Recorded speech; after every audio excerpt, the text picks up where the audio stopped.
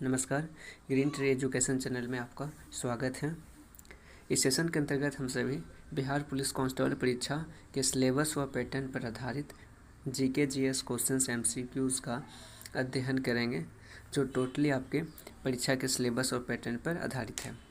इस सेशन के अंतर्गत वैसे ही सारे क्वेश्चंस को दिया गया है जो आपके बिहार पुलिस कांस्टेबल परीक्षा में अब तक पूछे जाते थे। तो इस वीडियो को ध्यान से देखें और इस वीडियो के लिंक को अपने ग्रुप सर्कल में भी शेयर करें ताकि वो अपने परीक्षा का तैयारी भी सक्सेसफुली कर सके।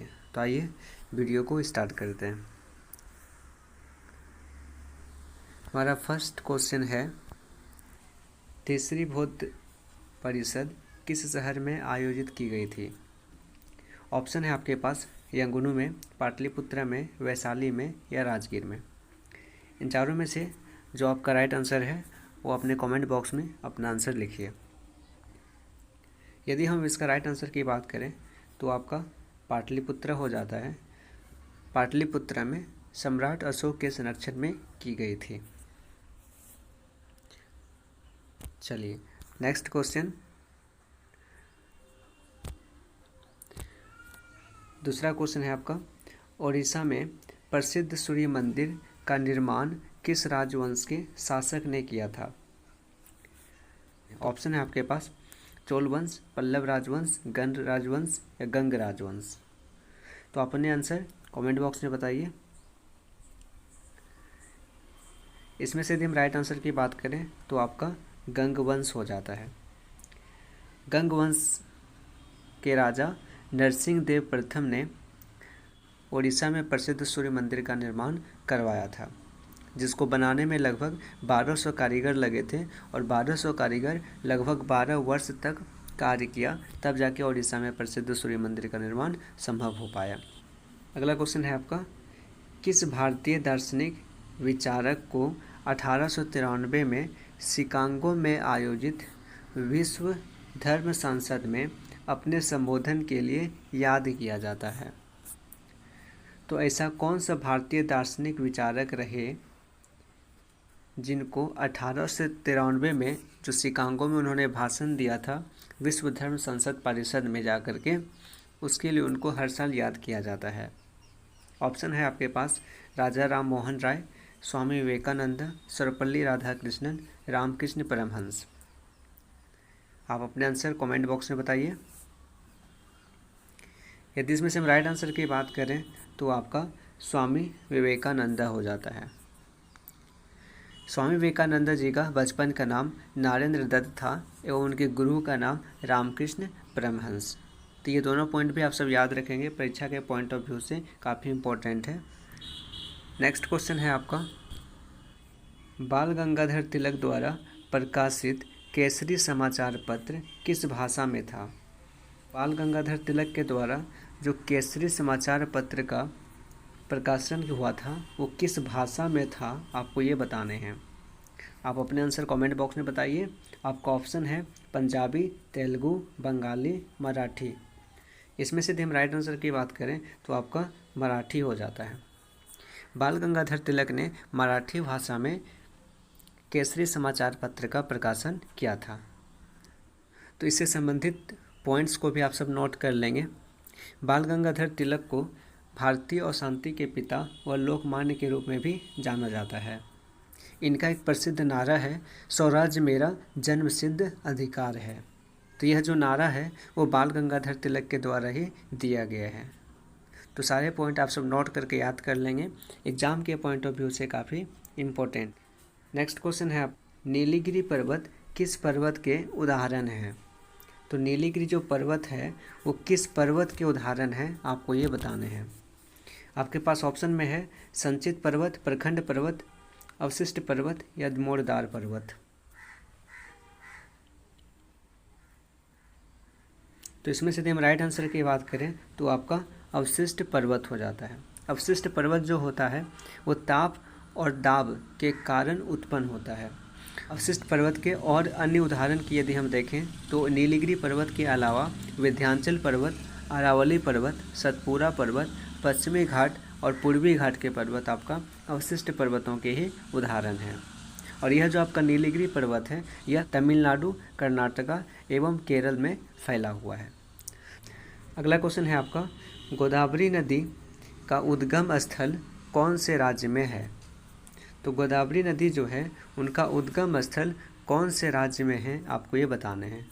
ऑप्शन आपके सामने है मध्य प्रदेश, छत्तीसगढ़, महाराष्ट्र या उड़ीसा।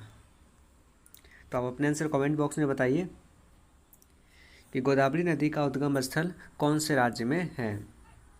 यदि हम इसके राइट आंसर की बात करें तो आपका महाराष्ट्र हो जाता है, जो कि महाराष्ट्र में त्रियंकेश्वर नामक स्थान में गोदावरी नदी का उद्गम स्थल है। आइए अगला क्वेश्चन देखते हैं। नेक्स्ट क्वेश्चन है, भारत में निम्नलिखित में से किस राज्य में रबर का सर्वाधिक उत्पादन होता है? तो रबर का जो सर्वाधिक उत्पादन होता है वो भारत के किस राज्य में होता है, आपको ये बताना है।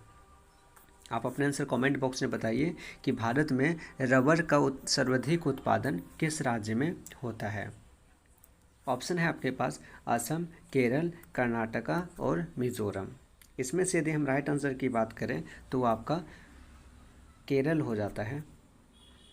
केरल राज्य रबर उत्पादन के लिए जाना जाता है। वहीं यदि हम बात असम की करें तो असम आपका चाय के लिए, कर्नाटका आपका कॉफ़ी के लिए जाना जाता है।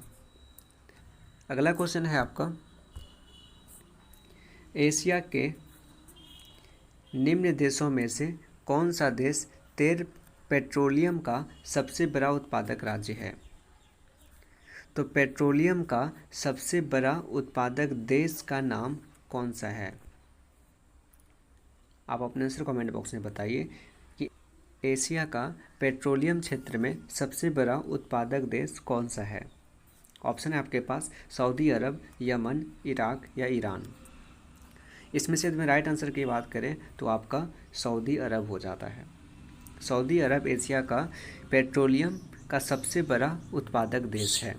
और यदि हम सऊदी अरब के राजधानी की बात करें तो राजधानी कहाँ है सऊदी अरब की? तो आपका रियाद है। और सऊदी अरब की मुद्रा कौन सी है? तो सऊदी रियाल। तो ये संबंधित पॉइंट भी आप सब याद कर लेंगे, एग्ज़ाम के पॉइंट ऑफ व्यू से काफ़ी इम्पोर्टेंट है। वर्तमान में भारतीय संविधान के कितने भाग हैं? तो भारतीय संविधान जो है उसमें कितने भाग हैं, आपको ये बताने हैं। तो आप अपने आंसर कमेंट बॉक्स में बताइए। ऑप्शन आपके सामने है 15, 20, 25 या 30। तो इसमें से यदि हम राइट आंसर की बात करें तो वो आपका 25 हो जाता है।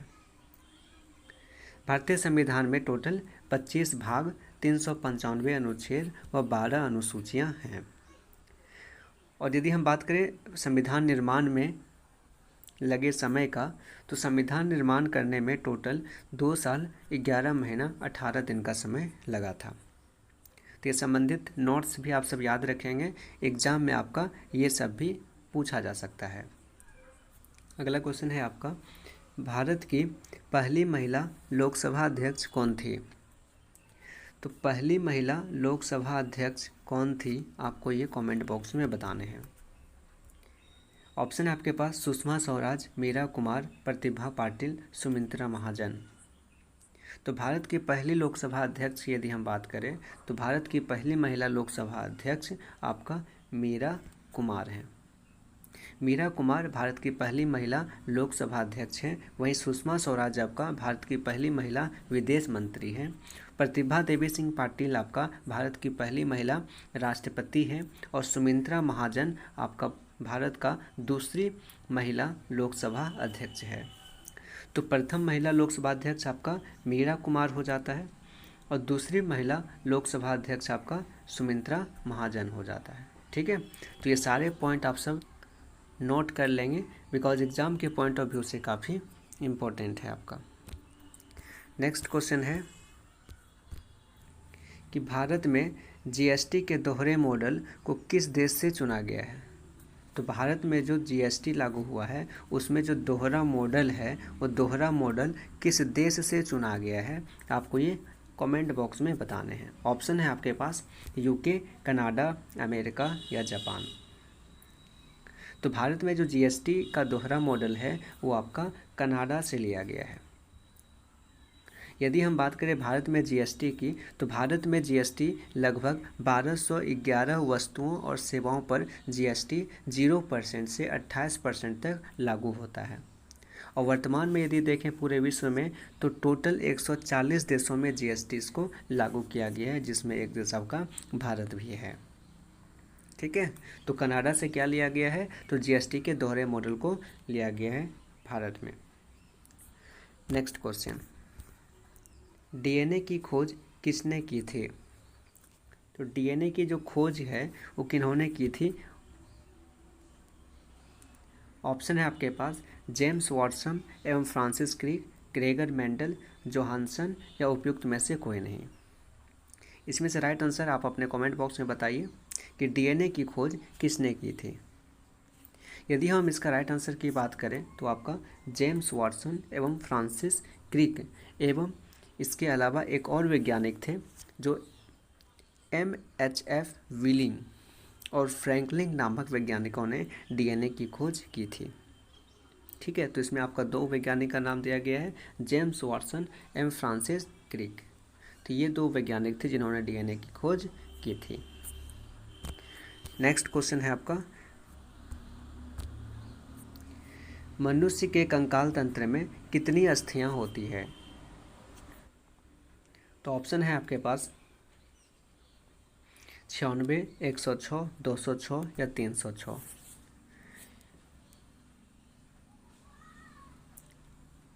तो इसका राइट आंसर हो जाएगा आपका 206। यदि हम मानव के खोपड़ी की बात करें तो मानव की केवल खोपड़ी में 22 अस्थियां होती है। नेक्स्ट क्वेश्चन है आपका, भारत का पहला चंद्र अभियान चंद्रयान-1 किस स्थान से लॉन्च किया गया था? तो जो चंद्रयान-1 था भारत का चंद्र अभियान, वो किस जगह से लॉन्च किया गया था? ऑप्शन है आपके पास बालासोर, हरिकोटा, त्रिवेंद्रमपुरम या वेली। आप अपने आंसर कमेंट बॉक्स में बताइए कि भारत का पहला चंद्र अभियान चंद्रयान-1 किस स्थान से लॉन्च किया गया था? तो जो चंद्रयान-1 था आपका, वो श्री हरिकोटा से लॉन्च किया गया था, जो कि 2008 में किया गया। नेक्स्ट क्वेश्चन, मानव रक्त का पीएच मान कितना होता है?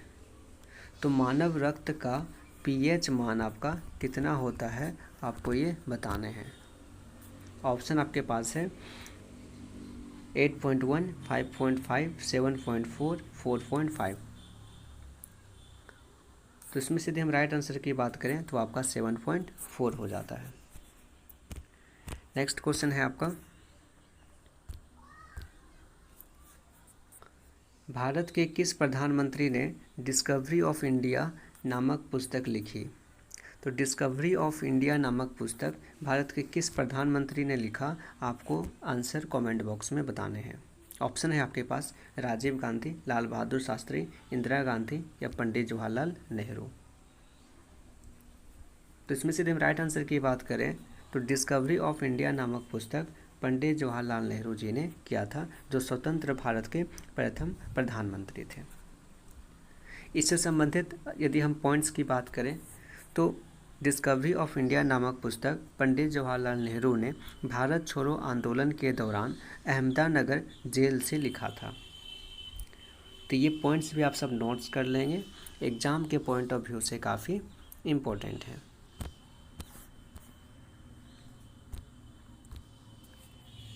नेक्स्ट क्वेश्चन है, सीमांत गांधी किसे कहा जाता है? तो आपका जो ऑप्शन है मोहम्मद अली जिन्ना, शेख अब्दुल्ला, शेख खान, अब्दुल गफ्फर खान, इन सभी में से सीमांत गांधी किसे कहा जाता है, आपको कमेंट बॉक्स में बताने हैं। तो यदि हम इनसे राइट आंसर की बात करें तो इसमें से राइट आंसर हो जाता है आपका अब्दुल गफ्फर खान। अब्दुल गफ्फर खान को सीमांत गांधी के नाम से भी जाना जाता है।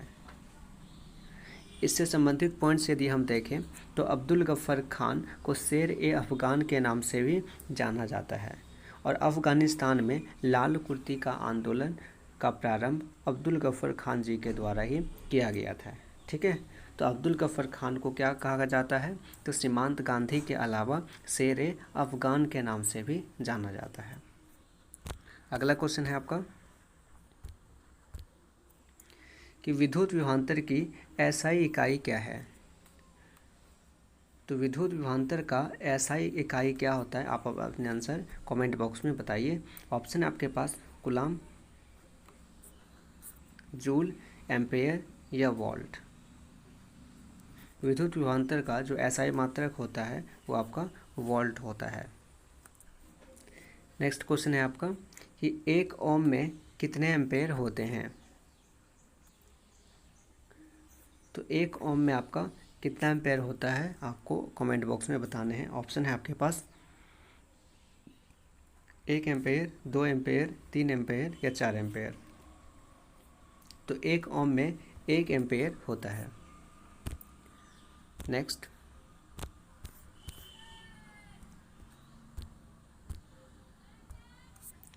उपनिषद किसकी व्याख्या करता है। तो आप अपने कमेंट बॉक्स में बताइए कि उपनिषद किसकी व्याख्या करता है। ऑप्शन है आपके पास आर्य के दर्शन और सिद्धांतों की, कानून व्यवस्था की, राजनीति व्यवस्था की या उपयुक्त में से कोई नहीं। तो उपनिषद जो होता है वो आपका आर्य के दर्शन और सिद्धांतों का व्याख्या करता है। इससे संबंधित यदि हम पॉइंट्स देखें तो उपनिषद को वेदांत के नाम से भी जाना जाता है और टोटल उपनिषद की यदि हम संख्या देखें तो टोटल 108 उपनिषद हैं। चलिए नेक्स्ट क्वेश्चन, संपीड़ित प्राकृतिक गैस कौन सी गैस होती है। ऑप्शन है आपके पास प्रोपेन, मेथेन, एथेन, ब्यूटेन। तो आप अपने आंसर कमेंट बॉक्स में बताइए।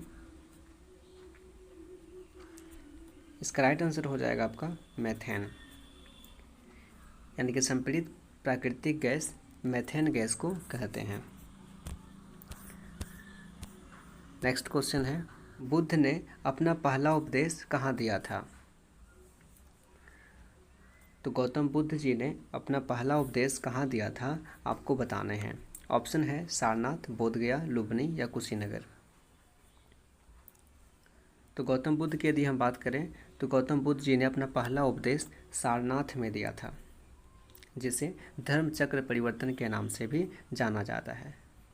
इससे संबंधित एक पॉइंट्स आप ये सब भी याद रखेंगे कि गौतम बुद्ध को लाइट ऑफ एशिया के नाम से भी जाना जाता है, यानी कि एशिया का प्रकाश पुंज। नेक्स्ट क्वेश्चन, शिवाजी के छोटे बेटे का नाम बताइए जो तीसरे छत्रपति थे। तो शिवाजी के छोटे बेटे का नाम क्या था आपको ये बताने हैं। ऑप्शन है आपके पास राजा राम, संभाजी, साहू या बाजीराव। इसमें से यदि हम राइट आंसर की बात करें तो आपका राजा राम हो जाता है। शिवाजी के छोटे बेटे का नाम राजा राम था जो कि तीसरे छत्रपति थे। वहीं आपका संभाजी महाराज शिवाजी के सबसे बड़े बेटे थे। नेक्स्ट क्वेश्चन,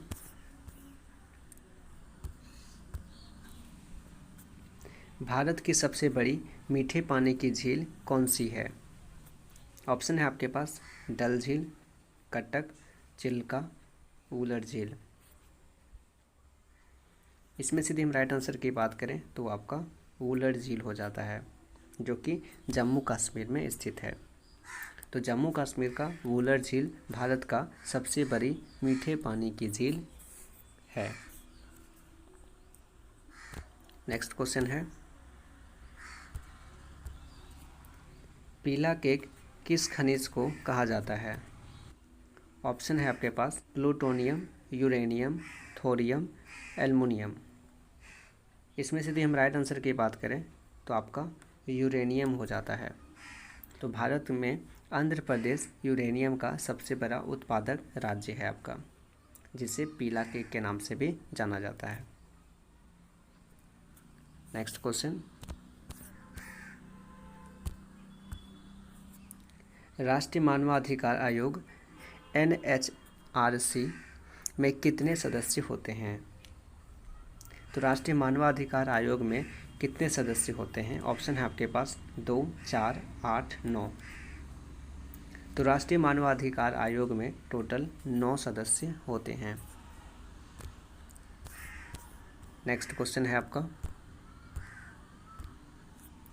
भारत का सबसे पुराना तेल पेट्रोलियम उत्पादक राज्य कौन सा है? ऑप्शन है उड़ीसा, झारखंड, असम, मध्य प्रदेश। तो इनमें से भारत का सबसे पुराना पेट्रोलियम उत्पादक राज्य आपका असम हो जाता है। असम में एक डिगबोई शहर है जो पेट्रोलियम उत्पादक का सबसे पुराना स्थल है। नेक्स्ट क्वेश्चन है,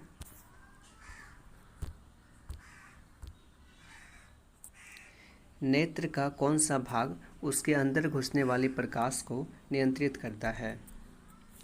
तो नेत्र का वो कौन सा भाग है जो उसके अंदर घुसने वाले प्रकाश को नियंत्रित करता है, आपको ये बताने हैं। ऑप्शन है आपके पास दृष्टिपत्र, कॉर्निया, पुतली या परितारिका। तो नेत्र में घुसने वाले प्रकाश को नियंत्रित करने वाला भाग आपका परितारिका है। नेक्स्ट क्वेश्चन, एड्स निम्न में से किसके द्वारा होता है? तो एड्स रोग जो होता है वो किसके द्वारा होता है, आपको ये बताने हैं। ऑप्शन है आपके पास पानी, जीवाणु, विषाणु, फफूंद। तो एड्स रोग आपका विषाणु की वजह से होता है। तो HIV नामक विषाणु की वजह से आपका एड्स रोग होता है। नेक्स्ट क्वेश्चन है आपका, निबंध के कितने अंग होते हैं? तो निबंध में कितने अंग होते हैं? ऑप्शन है आपके पास 3, 2, 6 या 4।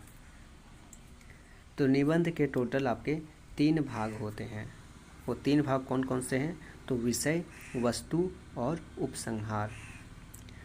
ये 3 भाग आपके निबंध के भाग होते हैं। तो इस तरीके से हमारा यह सेशन पूरा हुआ। वीडियो को लाइक कीजिए, शेयर कीजिए और चैनल को सब्सक्राइब कीजिए। मिलते हैं फिर नेक्स्ट वीडियो में। जय हिंद।